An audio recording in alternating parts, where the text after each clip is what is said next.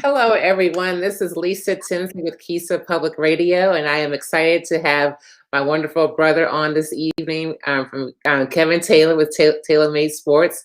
Looking forward to a good discussion tonight about the election, the involvement with the NBA, WNBA, and the upcoming Georgia Senate race, and some other highlights from the past week in sports and also society as well regarding the election. So hello, Kevin. Good to see you.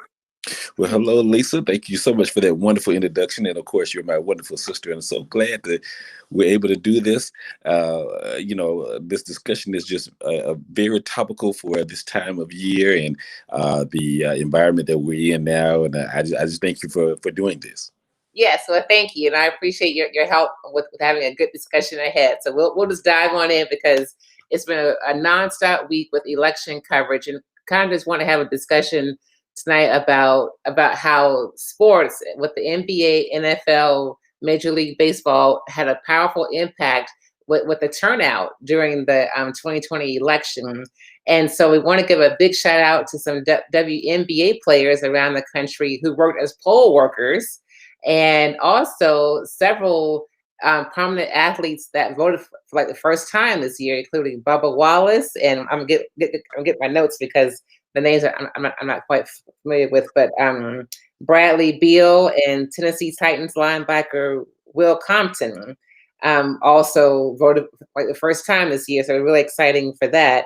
And then also Oklahoma's Oklahoma Thunder had a big impact because one of their leaders, Chris Paul, led 2,500 people to go vote for the first time as well. So we're happy about that. And then also in Philadelphia, Rodney McLeod and some Eagles teammates encouraged voters by riding in a double-decker bus around Philadelphia. And so we know how Pennsylvania impacted the election. So very happy to just see about what small acts can do to help increase voters turnout. So we were very happy with that. Now we want to go into a discussion about the 2020 Senate race here in Georgia. And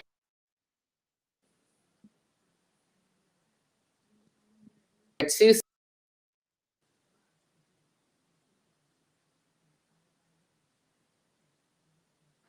January 5th. And one of the candidates, a Republican, Kelly Loeffler, is running against Reverend Raphael Warnock here, who's also a pastor of Ebenezer Baptist Church.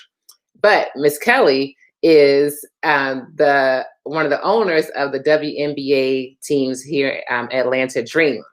And so she's been a little controversial with the Black Lives Matter movement, and many of the players on the Atlanta Dream have been seen wearing T-shirts supporting her opponent, Reverend Warnock. So we wanted to talk about that, but I also want to have a discussion about the league and what owners are contributing to these election campaigns. But first, Kevin will speak about the WNBA and Kelly's contributions and also the players' response to her as an owner. Well, first, Lisa, your screen is frozen, but hey, we're doing this live, so hey, we know how that could be. But I heard you with the segue into that, so I'll give you a minute there to adjust if you need to. But first things first, another athlete, or well, retired athlete that voted for the first time was Shaq. And I was surprised on that because Shaq and I are the same age. We're both 48, and it was his first time ever voting. He mentioned on his podcast that he really enjoyed it. There we go. All right, that's it. So it was his first time voting. He felt good about it. He really didn't have any excuse as to why he didn't vote. And during his playing career, he never did endorse a particular candidate or anything of that nature.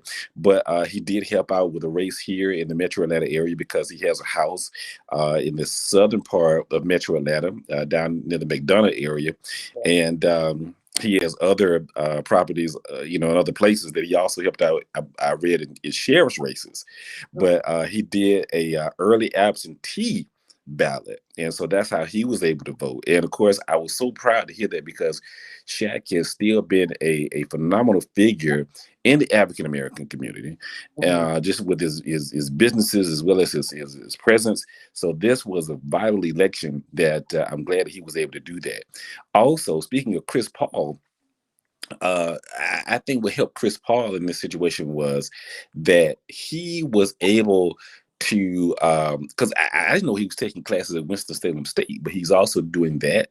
And he went on like a little HBCU tour that we talked about in one of the previous shows that we did, by wearing different shoes from the different schools from the different HBCUs. So he was able to register students maybe to vote, as well as other people saw that the initiative that he took while the NBA was in the bubble during the time that the Oklahoma City Thunder was playing here to round out the season, and just the little things were able to maybe get the word out, and how he was going to be influential in um, uh, uh, uh, uh, uh, uh, community issues. And this was a good sign that he was able to do. So I was very glad to see Chris Paul do that. Now, so far, the Senate races here in Georgia. Now, of course, we talk about the assist in basketball. So Raphael Warnock, congratulations to him. He was like the underdog going into this. Also, John Ossoff too. Um, but now both of them are challenging the incumbent. Raphael Warnock will go up against Kelly Loeffler, like you said, who's the co-owner of the Atlanta Dream, and John Ossoff will be facing David Perdue, who's already in Congress. But Raphael Warnock has to give a big assist to the players of the WNBA, a big assist, because during the time that they were in their wobble, as they called it, so while they were in the wobble, of course, the ladies wore the T-shirts supporting Raphael Warnock. And what really hurt Kelly Loeffler was her comments about the Black Lives Matter movement. And of course, the players supported that movement. And it's bad, though, when your own players that you actually signed the checks to don't want you in a prominent position. They know they can't get her out of the ownership position, but to have the opponent win an election and they support the opponent, that speaks volumes. So I believe that really transcended Raphael Warnock. Of course, you and I know Pastor Warnock here from being here locally. For those who don't know, he's the senior pastor of Ebenezer Baptist Church here in Atlanta. And of course, that legacy is just phenomenal. I mean, Daddy King, Martin Luther King Sr., Martin Luther King Jr., other pastors, throughout the years. But he has actually tried to take a role now of being more prominent. And he sees where he can maybe make a difference for the constituents of Georgia. And what was also kind of got lost in this is, well, I said it in a second, but I also read where Sue Bird and other players, they talk with Pastor Warnock about his platform and agenda. So they got the background before they actually decided to support him. And they really got behind him and saw what type of character he had, as well as the platform that he was going to initiate if he was elected. Now, what is going to happen is, unfortunately, here in Georgia, you have to get 50 plus one of the vote. Yes. But see, here's the thing. Pastor Warnock got more votes than Kelly Loeffler. Yes. But unfortunately, it was well under the 50% threshold. So that's why you have the runoff here now. Yes. Well, also another note about that is that there were like 20 people running for that same Senate. Oh yeah. Well, so that contributed to that as well. So I just want to add that to the discussion too. Yeah, yes, you're right about that, and so what we're seeing here, especially from a local standpoint, is because Cal Cummings has conceded the race, I believe, in North Carolina, And so Tom Tillis will win there. He's a Republican. So all eyes now are going to be on Georgia. So even though it's the offseason for the WNBA, I'm sure that before we get this election in January, right as the first of the year, that you'll probably see maybe players coming out still supporting Pastor Warnock, other players as well, possibly from the NBA supporting him also, because this will shape or could reshape the dynamics in Congress. Because if John Ossoff wins against Derek Perdue and Raphael Warnock wins against Kelly Loeffler, then you will have a Democratic Senate. So it's very key. So if these players can get behind Pastor Warnock like they did before and get more people out to vote, then it's going to be phenomenal. Yes. And also, I want to add that here in Georgia, individuals who are not currently registered can register up until, I think, the first week in December. So people who might have missed this vote or because of age or just not registered have a few more weeks to be able to add their names to become a voter here in Georgia. So Yes. look forward to the 5th of January, and we'll see what happens, and we'll have another discussion about that. But Yes. so I appreciate you bringing the information about the campaign, but also I wanted to highlight during research preparing for tonight, I wanted to just kind of figure out where a lot of sports owners donate their money when it comes to politics. And so according to ESPN and 538, I found out that $47 million have been contributed to federal elections since 2015 from several professional sports owners.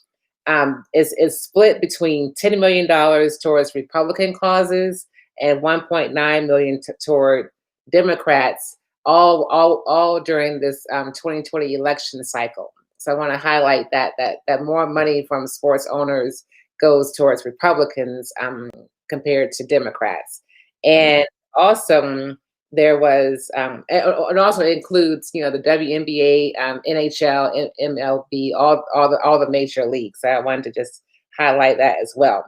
So we'll look forward to a great discussion, and we'll just kind of see what happens, in January 2021. So now I want to move on to the Atlanta Falcons and the interim coach, Coach Morris. And so it's very exciting to see what's going on with the Falcons, and you'll be able to share with us, some insight about that.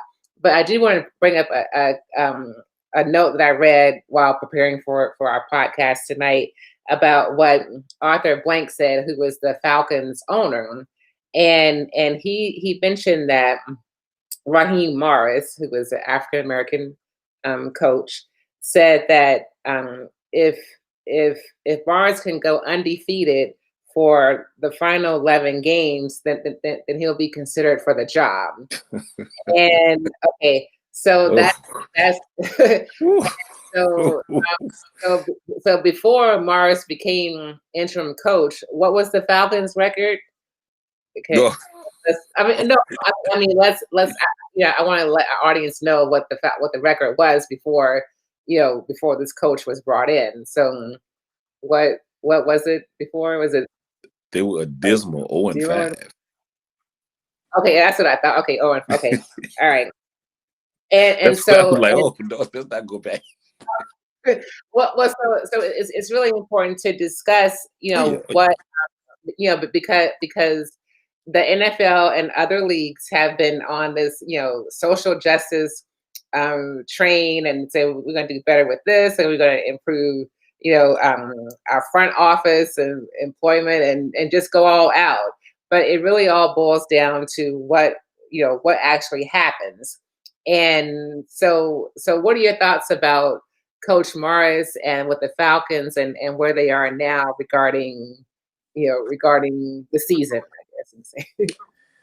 Well, I was actually kidding there a moment ago, but that's a tall order. I mean, to go undefeated. I mean, because you're playing in one of the toughest divisions in football. I mean, the Falcons play in of course, the NFC South. You have the New Orleans Saints, who who just ran over Tampa Bay Sunday night.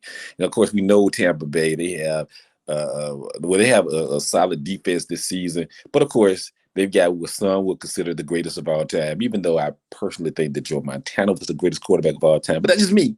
That's just me. But with Tom Brady, then you have Antonio Brown, who was signed before Monday's game. You have Robert Gronkowski. You have Leonard Fournette. Just to name a few. And they're playing well on offense. I mean, they're having a great season. Don't get me wrong, but to go undefeated when you have not played Tampa Bay yet, you have not played New Orleans yet. Then you have the Raiders who are playing solid in the AFC West. You have the Kansas City Chiefs, Patrick Mahomes, Yes. MVP. Yeah. You have, I think the Chiefs are the next to the last game of the season, and then you finish it up against Tampa Bay. That's a tall order. But what I can say is the Falcons are playing much better with Raheem Morris as head coach. And like we mentioned, they were 0-5 when he took over. Now they're 3-6. Raheem Morris could easily be 4-0. Because if you didn't have the Todd Gurley miscue in the Detroit game, even though he's been trained, for the many years he's been playing the position to when you're down in the red zone, his job is to score. He basically did his job. The defense, they just have not been able to hold leads. They almost blew it Sunday, but at the same time, they still held on to the win. But they have the bye this week, and it was actually summed up very well on Good Morning Football at NFL Network. And it was mentioned about how Raheem Morris should now be the head coach of the Atlanta Falcons because of how much better they're playing on defense, how much better they're playing on offense, who's led by Matt Ryan, who is the #1 passer in the league. Yes, Matty Ice leads the league in passing. So for all you who are out there who want to criticize Matt Ryan, you can get out of town or just go somewhere. And Todd Gurley, speaking of him, because Matt Ryan for years, even I to make a long story short, I know why he does not get the respect that he deserves, but that's a different story. But Matt Ryan has been consistent throughout the years. He is unappreciated here in Atlanta, but at the same time, he's a winner. He's a leader. He was the one that actually told Todd Gurley to get down before getting to the end zone. But at the same time, he's #1 in passing. Todd Gurley, speaking of him, he's 5th in the league in rushing.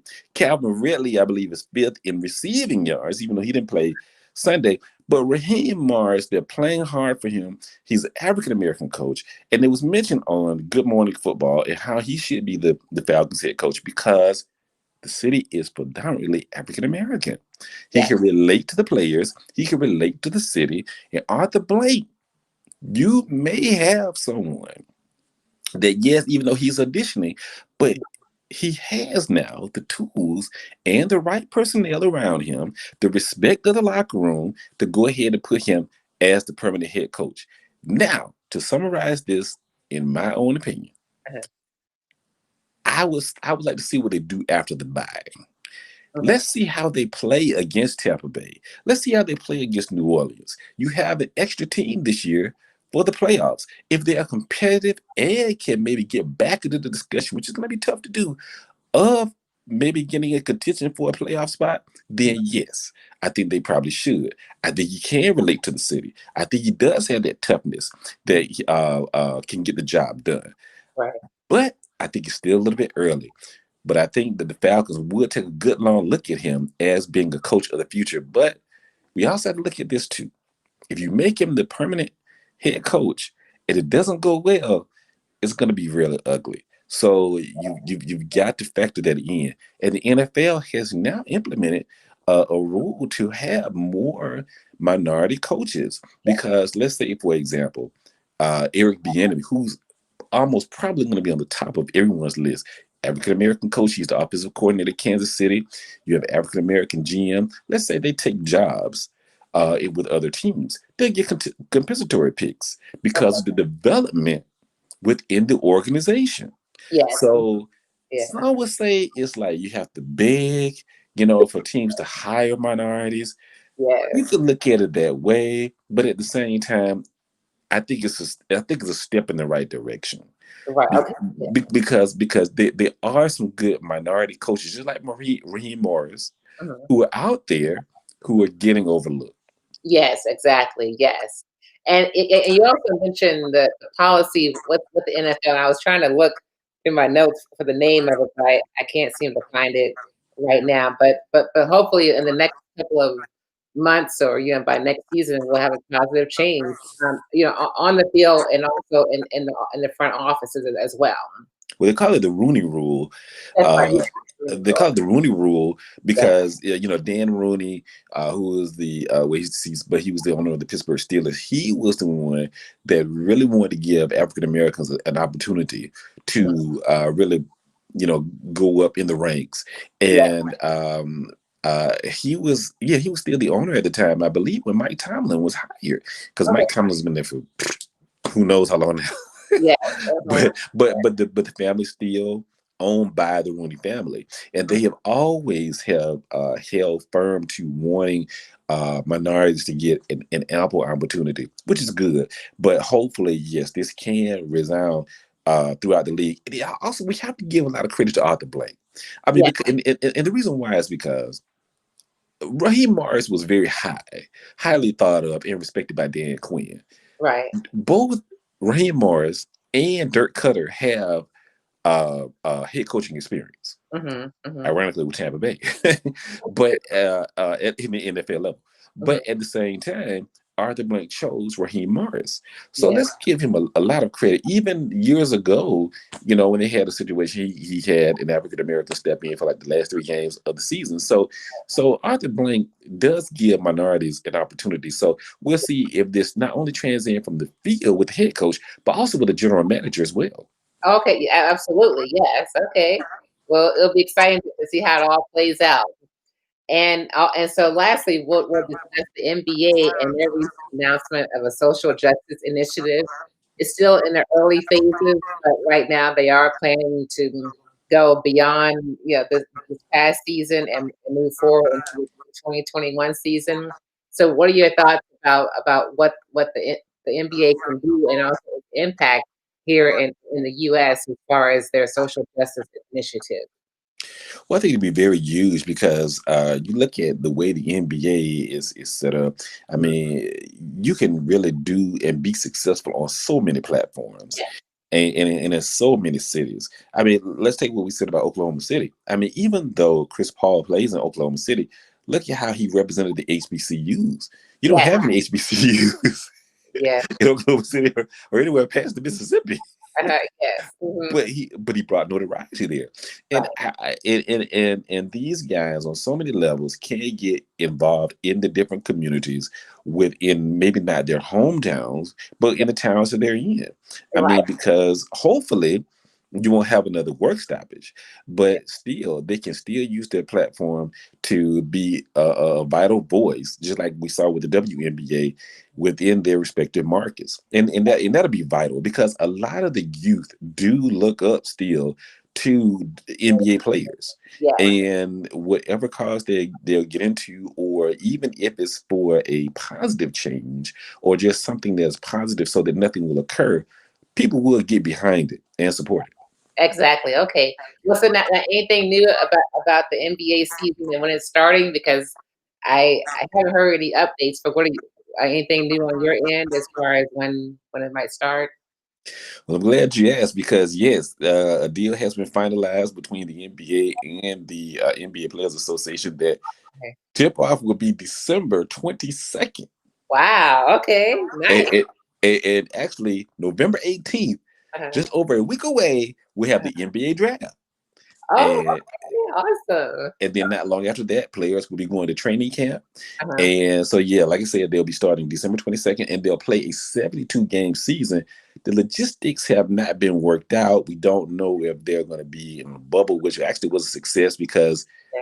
no one became ill, which Right. I know they're very thankful for that. Yes. But so we don't know if they're going to be in a bubble situation, or we don't know if they're going to be actually playing in their home cities. Me personally, I would like to see it kind of split. You have, say, your Western Conference teams play maybe in one city. Then you have Eastern Conference teams maybe going back to Orlando, Yes. and doing it like in a tournament style maybe atmosphere. But they will play a 72 season game a schedule. But we'll have to just wait and see how that works out. But yeah, I mean, not a lot of risk, especially for those teams Exactly. that played in the finals. Right. Yes. Well, that's true. And also, so any other sports news you want to share this evening in our discussion? Well, we mentioned it numerous times here, but COVID-19 is just still wreaking havoc. I Yeah. mean, the daily numbers are just going up, and it has taken its toll. Now, the biggest marquee game this week between LSU and Alabama has been postponed Oh, okay. because you have several cases now. That has forced the postponement there. You have a couple of other games that have been postponed as well, but they're pretty much around the South. And if you look at the numbers, it's going up still rapidly. Yeah. In certain areas of the country, but still it's still affecting people of color, Hmm. throughout the country, and we just have to be cautious. And some things are just bigger than football. Yeah. And at the same time, we know we want to have the sport, but at the same time, we got to be protective and just continue to wear a mask, social distance, and do hand washing as often as possible. But yeah, that was a huge development that came in earlier this afternoon. That big game between these two teams has been postponed because of a large number of positive cases Right. on the two teams. So we just hope that everyone is going to be well, and that whoever has contracted the virus, that they have a speedy recovery. Yeah, absolutely. Yes. Well, thank you for sharing that.